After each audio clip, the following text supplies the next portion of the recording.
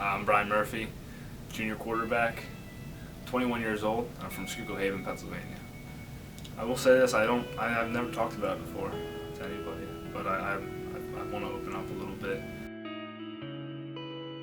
Fresh out of classes, I went home. Finally, happiest weekend ever. I was actually at a friend's house. Wasn't home. Got a call from my brother's friend actually, and said, "Get home as soon as you can. We have something to tell you." I got a call about 15 minutes later from my brother saying, "Get home now," and I heard he was crying.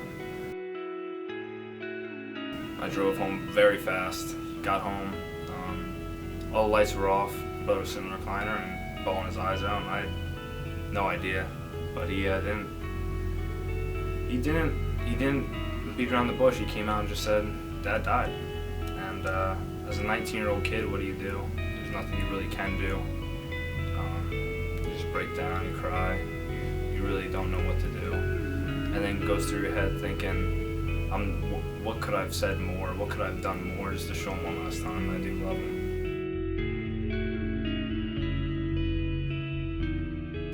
My dad was on a sailing trip, and I talked to him on the 12th, was the final day I talked to him. And May 15th was the day it happened. And ever since then, I mean, it's missing him every day. But I'll never forget that day. It was a terrible day. But my family and I have grown stronger because of it. My dad was 64 years old. He worked as a landscaper for Green Tree Nursery in Allentown. But the past 2 years he was retired. Kind of just did, he was a chaplain for Locust Lake State Park. He did that every Sunday. He would do hospice care. He'd go to different hospitals and talk to people. He was just a real caring guy. He was more worried about other people's happiness than his own. And I take that trait from him. He always taught me to be a great leader, and I take that in schoolwork. I take that on the field. But yeah, there's not a day that goes by I don't think of him and don't think about all the times we did have together. A lot of people always say to me, it's like, "Oh, that's so sad that you lost your father at 19 years old." And at first, yeah, it is sad, it's terrible. But at the same time, I'm blessed for 19 years. Some people don't get that much time with their dad.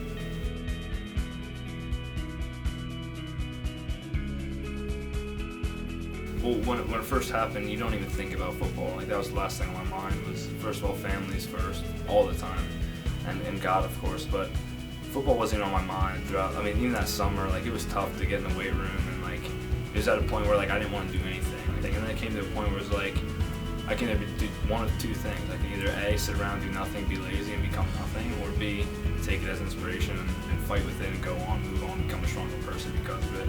So I kind of took B, and I went with it, and I do everything I can to make him proud. I like to find him during games. I like to talk to myself and say, "Hey, come on, honey, I need you on this drive. I need you this play. I need you to do something for me here." After every touchdown, I'll give him a point to the sky. I take my right wrist every game, and I put his initials on my wrist, so he's always with me. I like to honor him in everything I do, not just football, but also school and everything I do throughout life. If I take something positive away from it, it's that my family has become stronger. I've become a stronger person, and like I said, my family and I are very, very strong together now. I know I'll see him again someday, and